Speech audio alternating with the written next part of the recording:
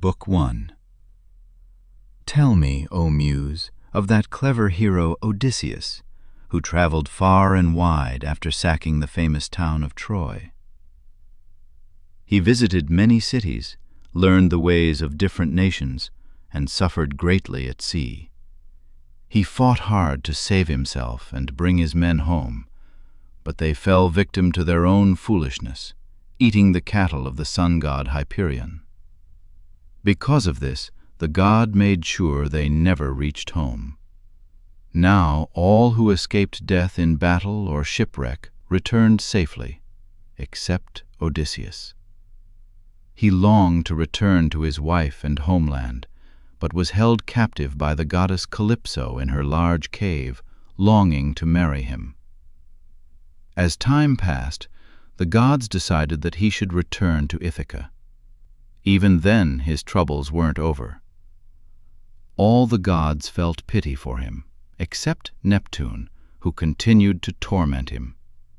Neptune had gone to the Ethiopians, far away at the world's end, to enjoy a festival.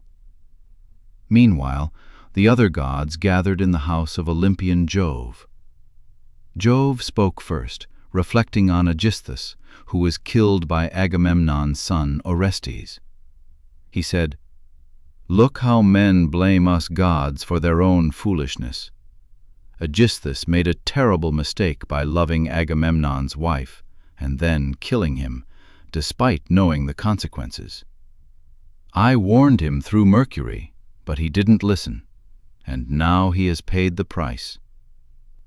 Then Minerva spoke up, her voice filled with concern. "Father, it's true Aegisthus got what he deserved, but my heart aches for Odysseus. He suffers on that lonely island, far from friends and family." She described the island, lush and beautiful, where Calypso kept Odysseus from forgetting his home. "He's tired of life there, yearning for the smoke of his own chimneys. Why do you not help him, Father?" Jove replied, "My dear, I cannot forget Odysseus. He is the most capable man on earth, and always generous with his offerings to the gods. However, Neptune is furious with him for blinding Polyphemus, and though he won't kill Odysseus, he keeps him from returning. Let's unite and find a way to help him. If we all agree, Neptune will have to relent." Minerva, eager to act, said, "Then let's send Mercury to tell Calypso she must let Odysseus go. I will head to Ithaca to inspire his son Telemachus. He needs courage to call an assembly and confront the suitors who are consuming his estate. I'll guide him to Sparta and Pylos to search for news of his father." With that, she donned her golden sandals and took her sturdy spear, and swiftly descended from Olympus to Ithaca. Disguised as Mentes, chief of the Taphians, she approached Odysseus's home. Inside, the suitors lounged on the hides of the oxen they had killed, playing games and demanding food, while servants bustled about. Telemachus saw her first, sitting among the suitors, brooding over his father's absence. He was frustrated that a guest was kept waiting, so he went to the gate. "Welcome," he said, taking her hand. "Please come in and share our food. After that, tell me what brings you here." He led her inside, and Minerva followed. He took her spear and set it with his father's against a post. He offered her a seat, ensuring she was comfortable, away from the raucous suitors. A servant brought water for their hands, and soon they were served a feast. The suitors, after eating, wanted music, so they forced the bard Phemius to sing. As the music filled the air, Telemachus leaned closer to Minerva, speaking softly so only she could hear. "I hope you won't be offended, but this singing is cheap for them. It's all done at the expense of one who may be dead, my father. If he were to return, these suitors would wish they had wings instead of legs. Alas, we no longer believe he will come back. Who are you? Where do you come from? Minerva replied, I will tell you the truth. I am Mentes, son of Anchialus, king of the Taphians. I've come with my ship seeking trade. Your father was a dear friend, and I heard he might be back. But it seems the gods still keep him from returning. Telemachus sighed. My mother says I'm his son, but I wish I were the child of a man who stayed home. Odysseus is lost, and I feel like a failure without him. Minerva encouraged him. Your lineage will not die while Penelope has such a fine son. But tell me, what is with all this feasting? Why are these people here? Telemachus explained, It was good while my father was here, but now the gods have hidden him away. I would rather he had died fighting than to vanish without a trace. And now these suitors eat us out of house and home, courting my mother, who won't choose between them. They ruin my estate and threaten me. Minerva nodded. You want your father back. If he were here, he would make quick work of those suitors. Call an assembly tomorrow and tell them to leave. If your mother must remarry, let her go back to her father to find a husband. As for you, take a good ship and seek your father. Go to Pylos and then to Sparta to ask Nestor and Menelaus. If you find out he is alive, you can endure the suitors a little longer. If not, return and honor him with a proper burial, and then deal with these suitors. Telemachus felt a spark of courage. Thank you for your advice. I will do as you say. Stay longer and let me offer you a gift for your kindness. Minerva smiled gently. No need for gifts right now. Save it until I return. I'll give you something in return. With that, she took flight, and Telemachus felt braver and more resolute, knowing he had spoken with a goddess. He returned to the suitors, who were still enjoying the music. Phemius sang of the Achaeans' troubles returning from Troy, and Penelope heard him from above. She came down, attended by her handmaids, standing by a post, weeping. Phemius, she cried, sing something else. Your song breaks my heart, reminding me of my lost husband. Telemachus spoke firmly. Mother, let him sing. The bard doesn't choose the tales he tells. It is fate that spins them. Ulysses isn't the only one lost. Many have fallen. Go inside and focus on your duties while I handle things here. She went back upstairs, pondering his words. Meanwhile, the suitors clamored in the halls, vying for her attention. Telemachus then addressed the suitors. Let's enjoy our feast, but no more fighting. I'll call an assembly tomorrow to tell you all to leave. If you stay, Jove will have his reckoning, and you'll regret it when you fall in my father's house. The suitors were taken aback by his boldness. Antinous scoffed. You've certainly learned to speak boldly, but may Jove never let you lead Ithaca as your father did. Telemachus responded, I'll be chief in my own house, regardless of what happens. I'll rule those who are mine. Eurymachus chimed in, Heaven decides who leads us, but you will be master of your own home, and no one will harm you here. Curious, he asked about the stranger. Who was he? What news did he bring? He seemed well off, but left so quickly. Telemachus replied, My father has passed, and I no longer trust rumors. The stranger was Mentes, an old friend of my father's, but I believe he was a goddess in disguise. The suitors returned to their revelries until night fell. Then they went home to their beds, while Telemachus climbed to his room, lost in thought.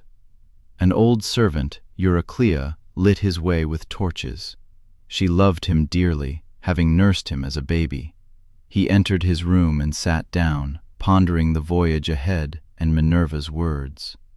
As he lay under a woolen blanket, he thought of the journey to come and what he must do. Book 2. As the rosy-fingered dawn broke, Telemachus rose from his bed. He dressed himself, fastening his sandals and girding his sword.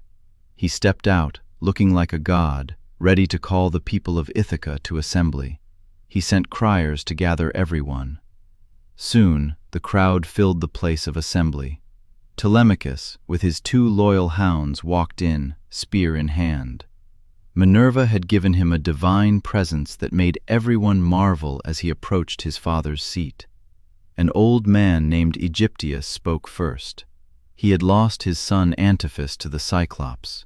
With tears in his eyes, he asked why they had been called together. "Is there news of an approaching host, or some matter of public concern?" he wondered. Telemachus felt encouraged by his words and stood up. "It is I who have called you," he said, bursting with emotion. "My grief is personal. I mourn my father Ulysses, who was a father to you all.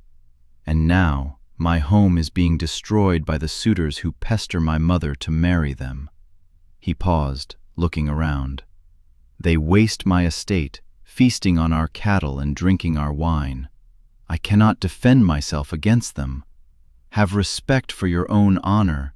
Do not abandon me to these suitors, who think they can take what is mine."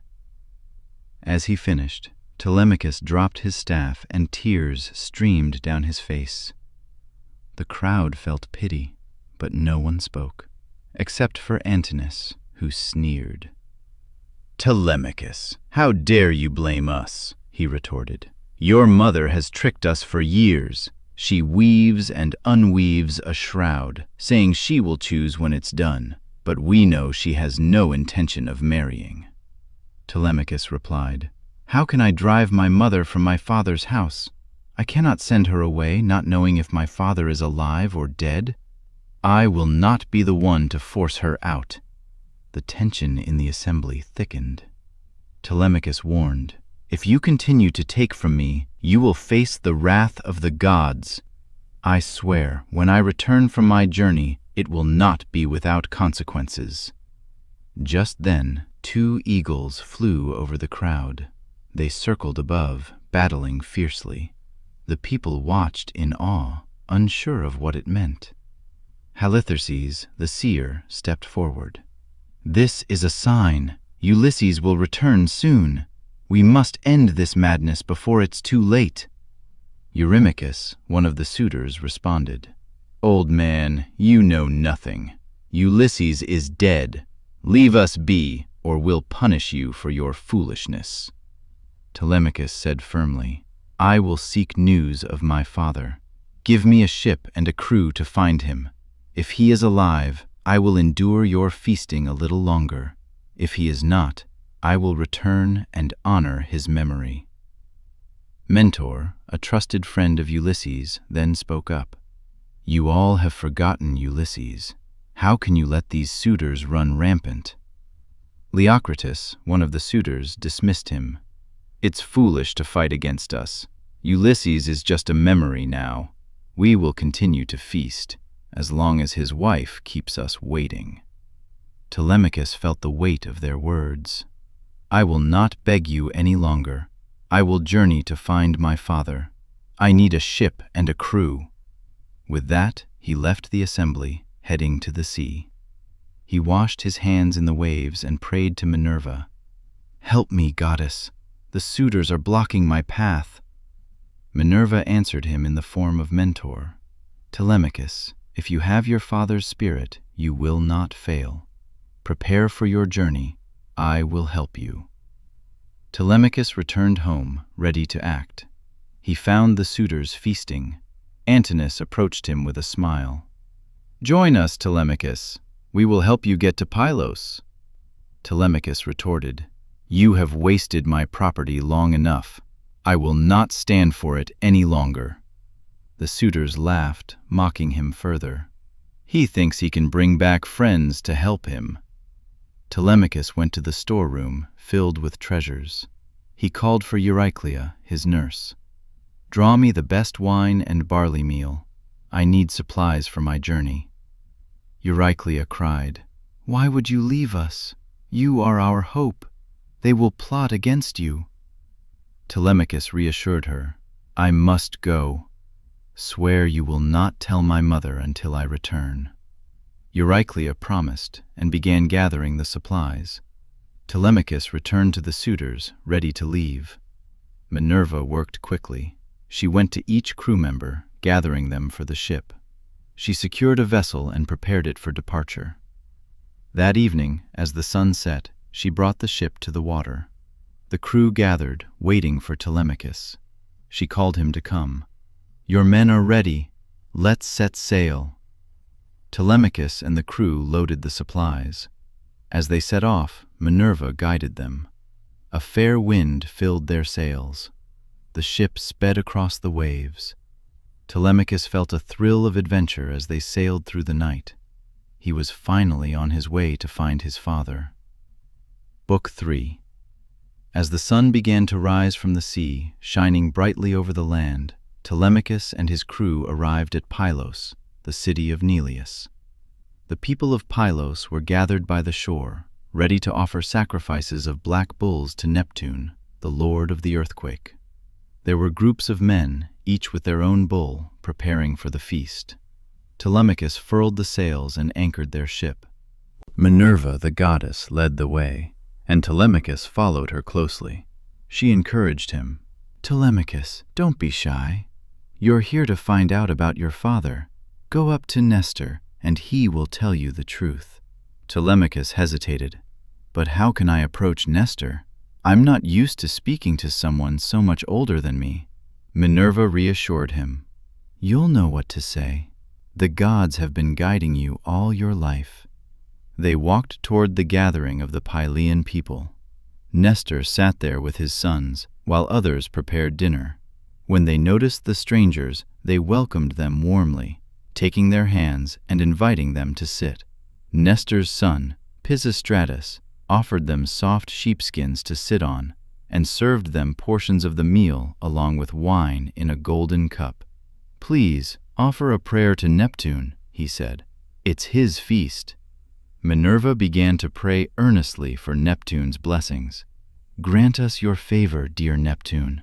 Especially bless Nestor and his sons." She finished and handed the cup to Telemachus, who prayed as well. After the meal, Nestor turned to them. "Now that you've eaten, who are you? Where do you come from? Are you traders or adventurers?" Telemachus, feeling braver now, answered, "Nestor, son of Neleus, I come from Ithaca. I seek news of my father, Ulysses.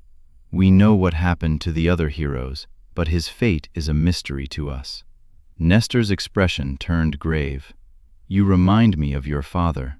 He was clever and brave. We fought together at Troy. It was a hard time, filled with sorrow." He continued, "Many of our best men fell. I could tell you tales for days, but your father's cleverness stood out even then. After we sacked Troy, we tried to return home, but the gods were against us." Telemachus listened closely. "What happened to my father?" Nestor shook his head. "I don't know what became of him. Many of us sailed away, but I never heard his fate. I can tell you, however, that others returned safely. Neoptolemus and Philoctetes made it home, as did Idomeneus." Telemachus felt a mix of hope and despair. But what of Agamemnon? What happened to him? Nestor leaned in. Agamemnon met a terrible end at the hands of Aegisthus. He was betrayed by his wife, Clytemnestra. Telemachus shuddered at the thought. But what of Menelaus? Nestor explained. Menelaus faced misfortune on his way home. He lost some ships in storms and faced many dangers, while Aegisthus ruled for 7 years until Orestes avenged his father. Telemachus felt inspired.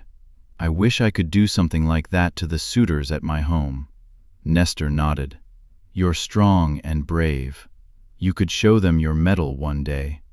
Telemachus sighed. I don't think I can expect such luck. The gods seem against me." Minerva, who was listening, interrupted. "Telemachus, don't doubt the gods. They can save you if they choose. You might have challenges, but your time will come." Telemachus looked at her. "But what about Agamemnon? How did he die?"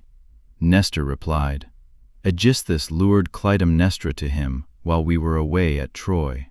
He killed Agamemnon without a fight. If Menelaus had returned sooner, things would have been different."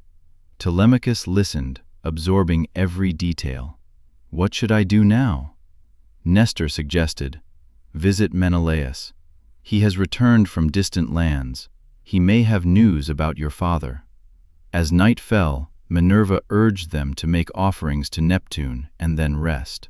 Nestor insisted that Telemachus stay at his home rather than sleep on the ship. "You must not camp on the deck," he said. "You're my guest." Telemachus agreed, and Nestor provided a warm bed. Minerva, however, said she must return to the ship. "I have to keep my crew in order. Make sure to send Telemachus to Lacedaemon with your best horses." With that, she transformed into an eagle and flew away, leaving everyone in awe. Nestor turned to Telemachus. "The gods favor you. You'll become a great hero." He prayed for Minerva's blessings and led them back to his home. They celebrated with a fine dinner, and Telemachus felt a sense of belonging. Afterward, Nestor instructed his sons to prepare for Telemachus's journey.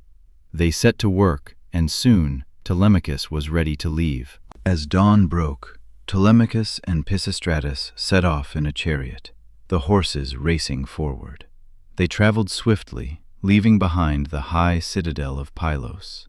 They journeyed through the open countryside until they reached Pherae, where they were welcomed warmly. After a night of rest, they set out again, eager to continue their quest. As they drove onward, the sun set behind them, and the road ahead stretched out into the darkness. They were determined to find answers, no matter what lay ahead. Book 4. They reached the low-lying city of Lacedaemon, where they drove straight to the home of Menelaus. Inside, he was feasting with many clansmen. They celebrated the weddings of his son and daughter, who was marrying the son of Achilles. Menelaus had promised her to him while still at Troy, and now the gods were bringing the marriage about. Chariots and horses were prepared to send her to the city of the Myrmidons.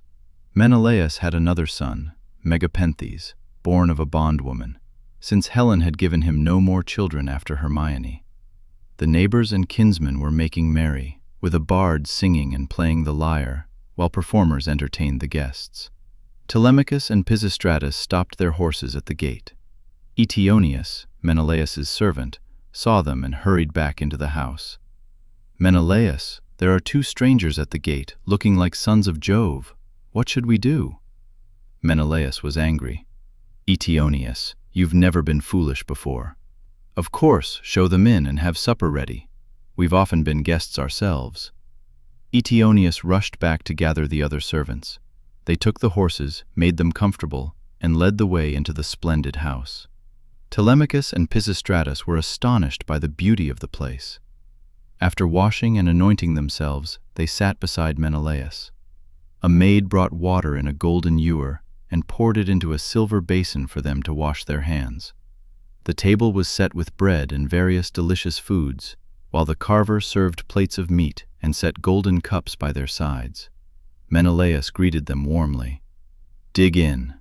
After supper, I'll ask who you are. You must come from a line of kings." He handed them a piece of fat roast loin, and they enjoyed the feast. Once they had eaten enough, Telemachus leaned in and whispered to Pisistratus, "Look at all this gold and silver. It's like the palace of Olympian Jove." Menelaus overheard and replied, "No one can compare to Jove. But among mortals, I have traveled much and suffered greatly. I spent 8 years trying to return home. I visited Cyprus, Phoenicia, Egypt, Ethiopia, and Libya.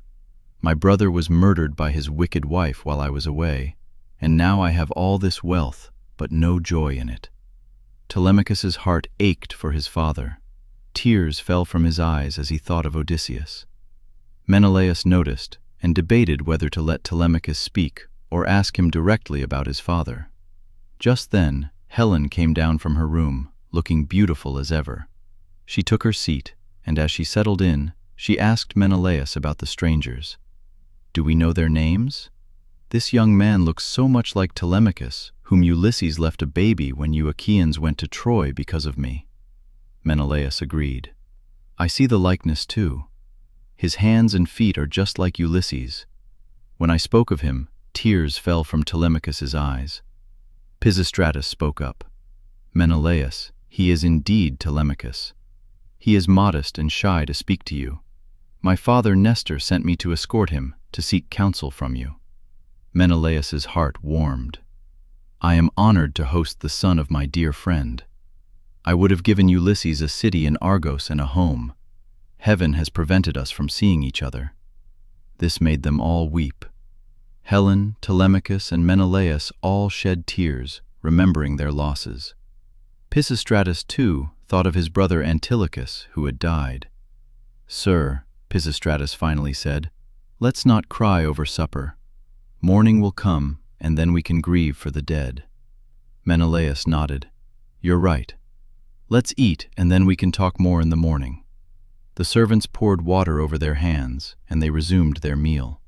Then Helen thought of a way to ease their hearts. She drugged the wine with an herb that banished care and sorrow. Whoever drank it could not shed tears for the whole day, even if they faced great tragedy. As she served the wine, Helen began a tale. "I won't recount all of Ulysses' exploits, but I remember when he came to Troy disguised as a beggar. No one recognized him, but I did." Menelaus added, "Ulysses showed great endurance, especially in the wooden horse. You came to us, and we were so close to revealing ourselves, but Ulysses held us back. It saved us all." "How sad," Telemachus said, "that all this was of no avail to save him. Please, let us sleep now to find strength for tomorrow." Helen instructed the maids to prepare beds. They made them comfortable with soft rugs and cloaks. Telemachus and Pisistratus lay down in the forecourt, while Menelaus and Helen rested in an inner room. When rosy-fingered dawn appeared, Menelaus woke and dressed. He approached Telemachus. "What brings you to Lacedaemon? Is it for public or private matters?" Telemachus replied, "I seek news of my father. My estate is being wasted, and suitors are consuming all. I am a suppliant at your knees for any counsel you may provide." Menelaus was shocked. So these cowards would usurp a brave man's home? Ulysses will make short work of them if he returns. He continued, "I will not deceive you. The old man of the sea told me much during my travels. I was stuck in Egypt, unable to leave. A goddess helped me there, Eidothea, daughter of Proteus. She told me how to catch him and learn about my journey home." Telemachus listened intently as Menelaus recounted how he ambushed Proteus and learned his fate. "Many Achaeans are dead, but 2 survived. Ajax was wrecked, and your father, Ulysses, is trapped on an island with Calypso." Menelaus then assured Telemachus that he would not die in Argos, but would go to the Elysian plain. As they spoke, the suitors in Ithaca plotted against Telemachus. Antinous and Eurymachus were furious that he had escaped.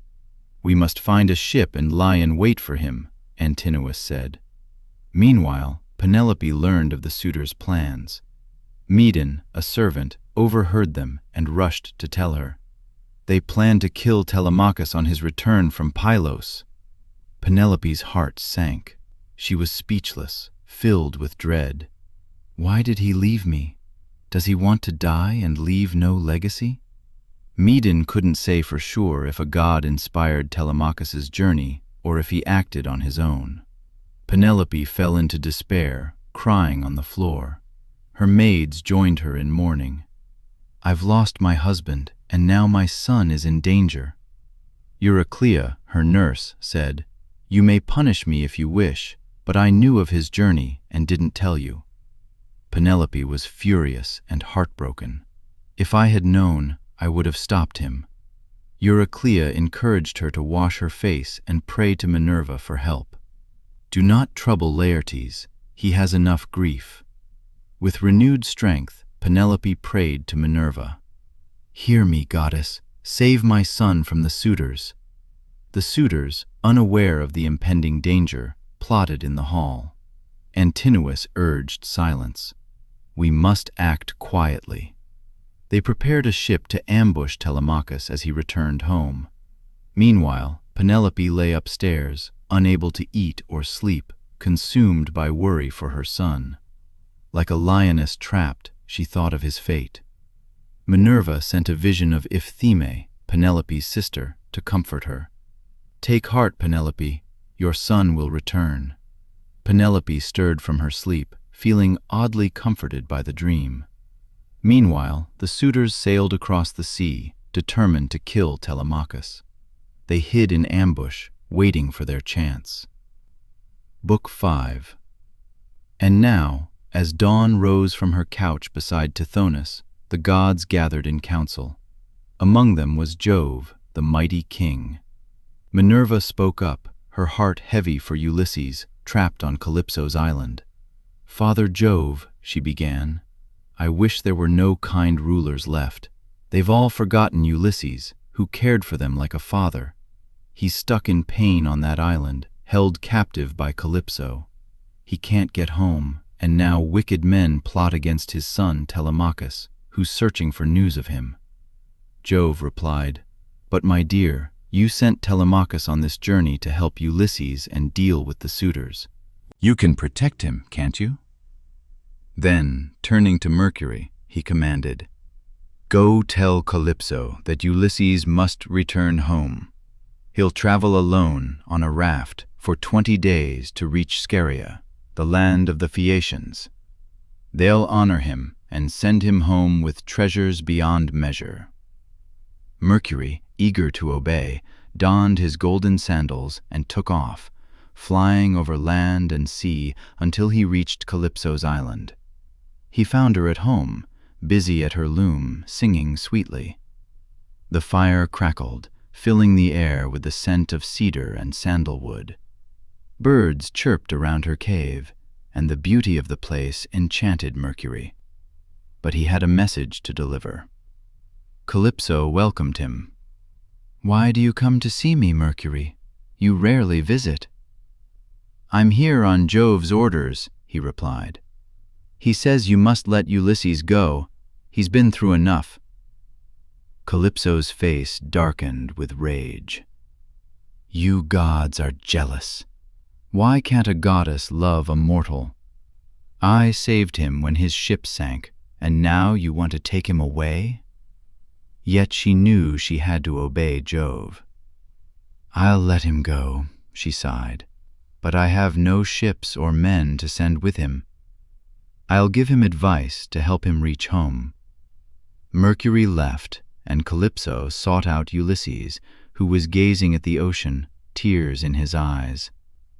"My poor Ulysses," she said, "you won't grieve here any longer. I'll send you away. Build a raft, and I'll provide food, water, and a fair wind to carry you home." Ulysses shivered at the thought. "Goddess, you want me to sail on a raft? I can't trust that. Swear to me you mean no harm." Calypso smiled. "I swear by all that is sacred that I mean you no harm. I wish to help you." They went to her cave, where she provided him with food and drink. After eating, she warned him, "If you knew what dangers lay ahead, you might stay here. I could make you immortal." Ulysses responded, "Goddess, I long for home, no matter the risk. I've faced too much already to turn back now." As night fell, they retired to her cave. When dawn broke, Calypso provided Ulysses with tools to build his raft. He cut down trees, shaped them, and crafted a sturdy vessel. In 4 days he finished. On the 5th, Calypso sent him off with supplies and a favorable wind. Ulysses set sail, guiding the raft while keeping his eyes on the stars. He sailed for days until, on the 18th day, he saw the mountains of Scheria rise on the horizon. But King Neptune, returning from Ethiopia, spotted him and grew furious. "Why is Ulysses nearing the Phaeacians?" he muttered. "I'll show him hardship yet." With that, he stirred the winds and summoned a storm. Ulysses felt fear grip him as dark clouds enveloped the sky. "What will become of me?" he wondered, wishing he had perished in battle instead of facing this. A wave crashed over him, tossing him from his raft. He struggled to stay afloat, the weight of his clothes dragging him down. Finally, he surfaced, gasping for air. But his raft was gone. As he swam, Ino, the former mortal turned goddess, saw him. She rose from the waves. "Why does Neptune torment you? He won't kill you.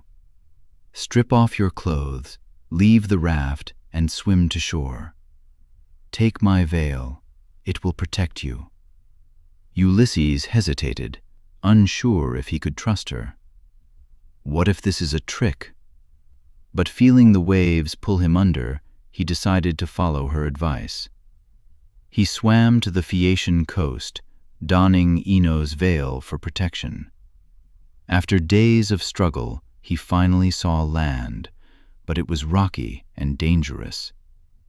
"How can I land here?" he thought, seeing the waves crashing violently. A wave hit him hard, and he fought against the current. Just as despair threatened to consume him, he glimpsed a river mouth nearby. "This is my chance," he thought, praying to the river god for mercy. The waters calmed, allowing him to reach the shore. Exhausted, he stumbled onto the bank and collapsed, worn down by the sea. He took off Ino's veil and tossed it back into the water, thanking her silently. Then he lay down among the rushes, wondering how he would survive the night. He feared the cold, but knew he needed shelter. Climbing the hill, he found a thicket of olive trees, where he nestled among the leaves, grateful for their protection. As he lay there, Minerva cast a sweet sleep upon him, easing his troubled mind. At last he could rest, dreaming of home. Book 6. So, Ulysses was sleeping soundly, exhausted from his journey. Meanwhile, Minerva, the wise goddess, flew off to the land of the Phaeacians. They lived far from the Cyclopes, who were fierce and plundered them.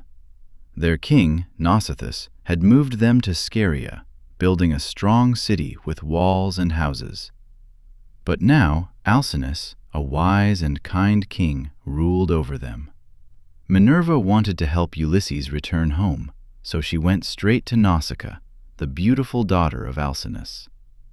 In her lovely room, Nausicaa slept, surrounded by her charming maids. Minerva took the form of Nausicaa's friend, Dymas's daughter, and whispered to her as if carried by the wind. "Nausicaa," she said softly, "why are you so lazy? Your clothes are a mess, and soon you'll be married. You should look your best. Let's make tomorrow a washing day. I'll help you so you can impress all those young men courting you. Ask your father for a wagon and mules at daybreak so you can wash your clothes easily." With that, Minerva departed for Olympus, the home of the gods, where everything was peaceful and filled with light. Morning came, and Nausicaa woke, pondering her dream. She found her parents in their room. Her mother was spinning purple yarn, and her father was heading to a council meeting. "Papa," she said, a bit shyly, "could I have a big wagon? I need to wash our clothes. You should have a clean shirt for the council, and my brothers need fresh linen for the dances." She didn't mention her own wedding, feeling bashful. Her father smiled. "Of course, my dear. You'll have the mules and anything else you need." He ordered the servants to prepare the wagon. The servants got the wagon ready, and Nausicaa gathered the clothes. Her mother packed a basket with delicious food and a goatskin full of wine. Nausicaa climbed into the wagon, and her mother handed her a golden bottle of oil for after the wash. With a crack of the whip, they set off, the hooves clattering on the road. When they reached the river, they found a perfect spot with plenty of water. They unharnessed the mules and let them graze on the lush grass nearby. The girls unloaded the clothes, and together they washed them, laughing and chatting as they stomped the dirt out. After washing, they laid the clothes out to dry on the beach. Then they washed themselves and anointed their skin with olive oil. After their meal, they tossed off their veils and began to play ball while Nausicaa sang beautifully. As they played, Nausicaa shone like a goddess among her maids. But when it was time to head home, a ball went astray and fell into the water. The girls cried out, and their voices woke Ulysses, who was hidden nearby under some leaves. "Where am I?" he wondered. "Are these people cruel or kind? I hear voices like nymphs." He cautiously crept out, covering himself with a leafy branch. From a distance, he looked like a wild lion, desperate and hungry. The girls saw him and ran away, scared by his rugged appearance, but Nausicaa stood her ground. Minerva had filled her with courage. Ulysses hesitated, unsure whether to approach her or stay back and plead for help. In the end, he chose to speak from a distance, using his most persuasive tone. "O Queen," he began, "please help me. Are you a goddess or a mortal? If you are a goddess, you must be like Diana. If you are mortal, how lucky your family must be to have you." He continued, "I've been tossed about on the sea for 20 days, and now I've landed here, seeking refuge. Please show me the way to your city and help me with clothes. May the heavens grant you happiness in all you desire." Nausicaa responded, "Stranger, you seem kind and wise. We are the Phaeacians, and I am Alcinous's daughter. I'll show you the way to our town." She called her maids back, telling them not to fear him. "He's not a robber. He's just a lost man who needs kindness. Give him something to eat and drink, and help him clean up." The maids hesitated, then brought Ulysses to a sheltered spot and gave him clean clothes and oil. Ulysses, feeling shy, asked them to step aside so he could wash. Once they did, he scrubbed the salt from his skin, feeling rejuvenated. After washing, he anointed himself with oil, and as he dressed, Minerva gave him a more glorious appearance. He looked younger and stronger, and Nausicaa was struck with admiration. "Girls, hush!" "I think the gods sent this man to us. At first I thought he was plain, but now he resembles a god." She wished her future husband could be like him. They offered him food, which he devoured hungrily, having been so long without. After they finished the meal, Nausicaa prepared to leave. "Stranger," she said, "let's go back to the town. I'll introduce you to my father, and you will meet the best of our people. Follow closely behind the wagon as we go past the fields." She warned him about the gossip in town. "They might wonder who you are and why I'm with you. People can be cruel, and I don't want them to think poorly of me. Wait until we reach a grove of poplars dedicated to Minerva. It's about a man's shout away from the town. Sit there until we enter the city, then come ask for my father's house. Once you get inside, find my mother who spins by the fire. If you win her over, you'll have a safe journey home." With that, Nausicaa took the reins, and they left the riverbank. The mules trotted along the road, and Ulysses followed, eager for the promise of help. As the sun began to set, they reached the sacred grove of Minerva.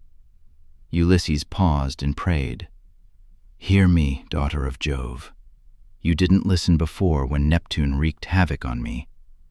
Please grant me kindness from the Phaeacians." Minerva heard his plea, but remained hidden. She feared her uncle Neptune's wrath still lingered. Book 7. Ulysses waited and prayed, feeling and uncertain. The girl he had seen, Nausicaa, drove on to the town.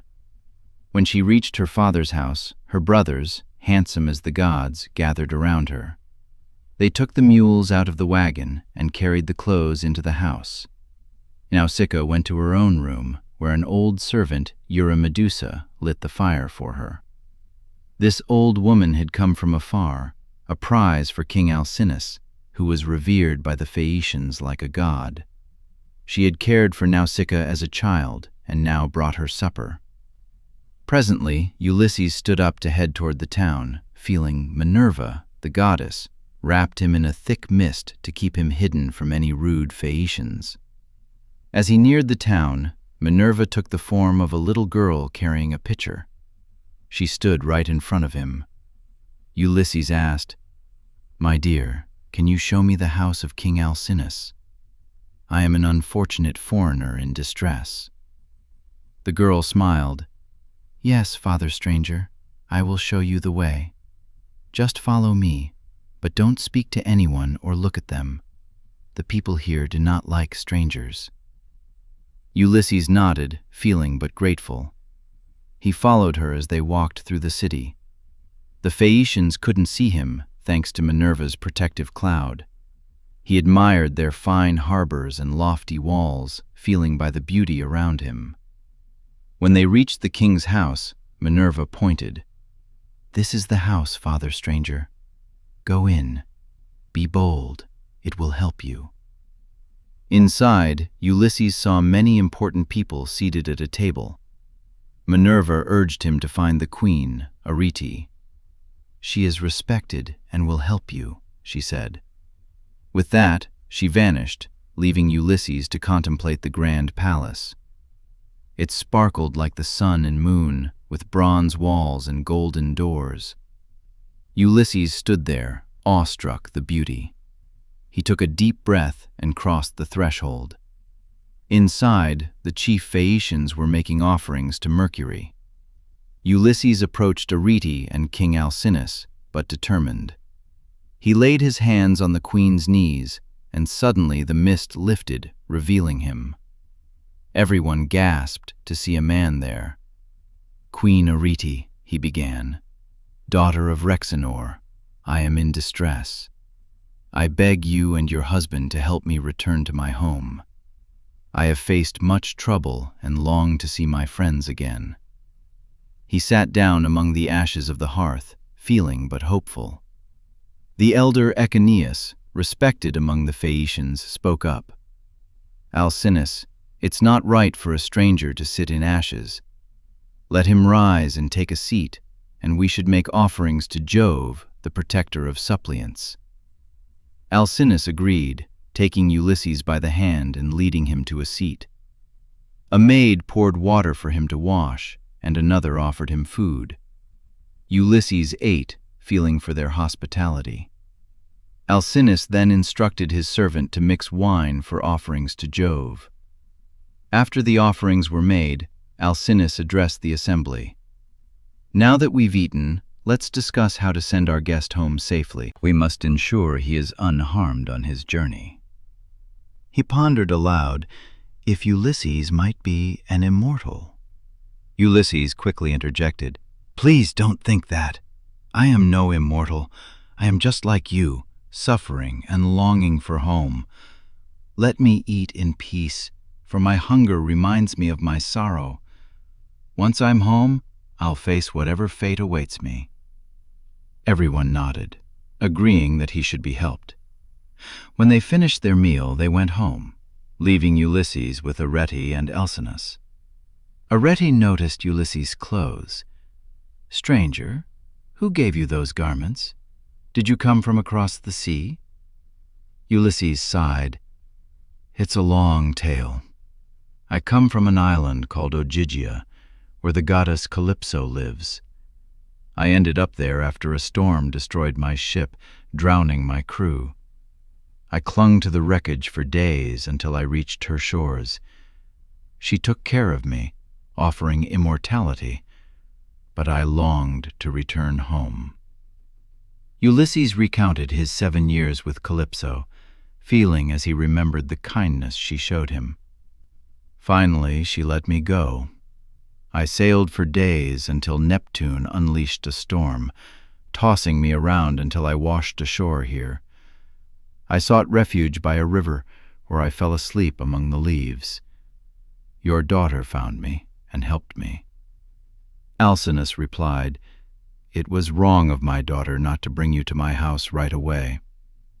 Ulysses reassured him, "She's not to blame. I was afraid of displeasing you."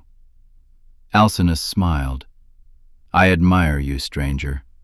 I wish you'd stay and marry my daughter. I'll ensure your safe passage home. My ships are the best, and my sailors are skilled." Ulysses felt at the offer. "If you do this, you'll earn a great name among men, and I will finally return home." They continued to talk, their spirits lifted. Arete instructed her maids to prepare a bed for Ulysses. "Your rest awaits you." Ulysses followed the maids, relieved to finally lay down. He slept soundly, while Alcinous and Arete rested in the inner part of the house, feeling content knowing they had helped a stranger in need. Book 8. As rosy-fingered dawn appeared, Alcinous and Ulysses rose together. Alcinous led Ulysses to the Phaeacian assembly, close to the ships. They sat side by side on a polished stone seat. Meanwhile, Minerva, taking the form of a servant, went through the town. She spoke to the citizens, urging them to gather. "Aldermen and town councilors," she called, "come, listen to the stranger who has arrived after a long voyage. He looks like a god."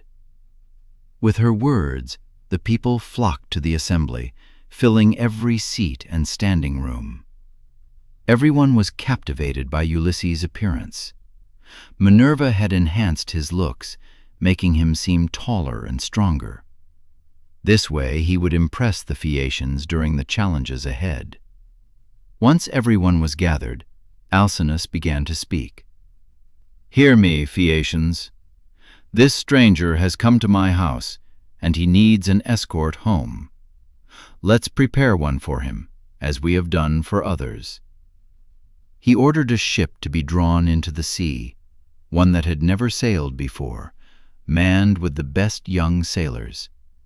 Once the ship was ready, the men left to prepare a feast for Ulysses. Alcinous himself had slaughtered sheep, pigs, and oxen for a grand banquet. A servant soon brought in Demodocus, the beloved bard, who had been gifted both with song and the burden of blindness. He was seated among the guests, and the feast began. The company enjoyed the meal, and soon Demodocus was inspired to sing. He sang of the heroes' feats, particularly the quarrel between Ulysses and Achilles. Ulysses, hearing this, felt a wave of shame wash over him. He covered his face with his cloak, unable to hide his tears. When Demodocus finished, Ulysses wiped his eyes and offered a drink to the gods. But as the Phaeacians encouraged the bard to sing more, Ulysses wept again. Only Alcinous noticed his distress, and he quickly spoke. "We've had enough of the feast and the music. Let's move to the athletic games." Alcinous led them outside, and Demodocus was guided along with them. Thousands followed to watch the competitions. Many strong competitors were ready: Euryalus, Laodamas, and others eager to show their skills. The foot races began first. They took off at once, kicking up dust. Clytonius was the clear winner, outpacing them all. Next came the wrestling, where Euryalus shined. Amphialus excelled at jumping, and Elatrius dominated the discus throw. After the games, Laodamas turned to Ulysses. "You look strong, stranger. Why not join us in our contests? You must have skills from your travels." Ulysses replied, "Laodamas, I'm more focused on my troubles than contests. I've faced great hardship and seek assistance to return home." Euryalus, not backing down, taunted him. "So you must lack skills in sports. You're just a trader, not a true athlete." This angered Ulysses. "How shameful! The gods don't gift all men with the same talents. You may be handsome, but you lack wisdom. I've excelled in many sports, though I am weary now from my journey." Stung by Euryalus' words, Ulysses stood up, not even removing his cloak. He picked up a heavier disc than what the Phaeacians used and threw it. It soared through the air, far beyond any mark set before. Minerva, in disguise, marked the spot and encouraged, "No one can match that throw." Ulysses, seeing the crowd's reaction, felt a surge of confidence. "Come, try to beat that throw. I'll even take on any challenge, except Laodamas, as I respect him as my host." The crowd was eager, and Ulysses boasted about his skills, mentioning his prowess in archery. "I was among the best, but I'm weak now from my trials." King Alcinous listened. "We appreciate your willingness to compete, especially after such disrespect. We Phaeacians are known for our skills, but let's show that through dancing too." A servant rushed to fetch Demodocus's lyre, and soon the best dancers began to perform. Ulysses watched, enchanted by their grace. Meanwhile, Demodocus sang of the love affair between Mars and Venus. The tale unfolded with humor and cunning. Vulcan, upon discovering their affair, set a trap. The gods laughed as they witnessed the scene, the lame god capturing the handsome Mars. Ulysses, moved by the story, felt tears stream down his face once more. He wept as a woman grieves for her fallen husband, unable to contain his sorrow. Only Alcinous noticed, and he rose again. "Let's stop the song," he said. "Our guest is troubled by it. This feast is for him, and we must treat him as family." Then he turned to Ulysses. "Please tell us your name and homeland. We want to ensure our ships bring you home safely." Ulysses took a breath, preparing to share his story. "I've traveled through many lands and faced countless trials. I've lost dear friends and wrestled with fate itself." And so the evening continued, with Ulysses ready to reveal the tales of his journey.